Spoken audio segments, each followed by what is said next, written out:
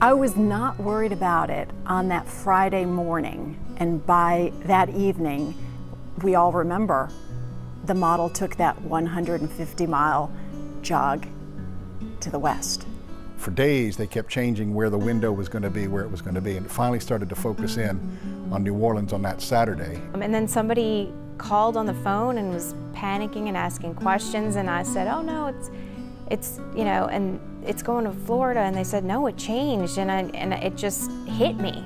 Well, it was overnight, Saturday into Sunday, that massive storm, Cat 5, blew up in the Gulf, and there was the looming circle pointed directly at New Orleans. But I do remember standing on I-10 as everybody was leaving the city when contraflow was going, and I turned back with my photographer at that time, and then we went back, and it was a clear shot back to the city, and we were basically the only one on the interstate. I put my family in God's hands, and I trusted my wife to get everybody up to Baton Rouge. I stayed to cover the storm for Channel 4, and my husband was a New Orleans homicide detective, and he was assigned to the Dome. So we had no one to watch our little girl, who was 26 months at the time, just over 2. And that's when I made the decision to send my wife and 3 very young kids, 2 of them twins, not even walking at 11 months, to hit the road, go wherever you can go. We'll have to see what happens with the storm. We wound up sending my daughter with my sister-in-law, who was wonderful, and my in-laws caravaned to a place in Mississippi. My oldest daughter had an apartment in Baton Rouge. She was not there. She had evacuated with some friends to Lafayette.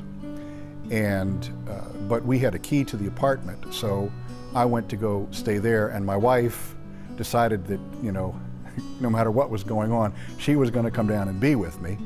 And when I finally was able to regain contact with my wife several days later, there were no phone communications. She's in Milwaukee, Wisconsin. And we were separated for 11 days.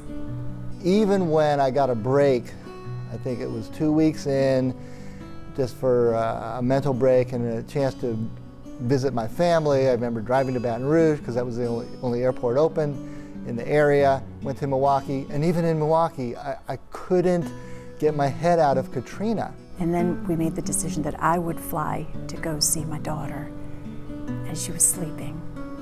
And I just crawled into bed with her and told her Mommy's home. So much of the city has been rebuilt. In that terms, it does seem like so long ago, but then when you think everything we refer to, oh yeah, we didn't do that until Katrina, and after Katrina we this, so we still refer to it as though it were yesterday. The weird thing about the Katrina event is that it has distorted time. You talk about things and you say, oh wait, that was before Katrina. Or else you say, gee, how many years after Katrina did that happen? Mike Haas did a brilliant thing a long time ago. He said, Katrina was where you were and what you saw.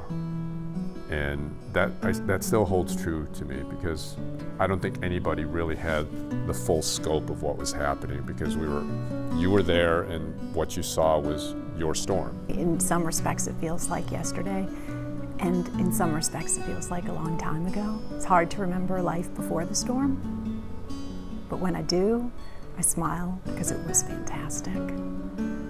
And life after the storm taught us how resilient we are. The wounds aren't as deep 14 years later. It still hurts to think about the stuff we lost, and for some, the people that were lost. The memory is always going to be there. And I really feel for people who had it a lot worse during the storm than I did. This year was the first year I didn't realize today was August 29th until last night. The first year, and I said to my daughter, I said, you know, time does heal on some level, because all the other years I would dread it, the days and the weeks leading up to the anniversary. And this year it kind of sneaked up on me. So I know time does heal.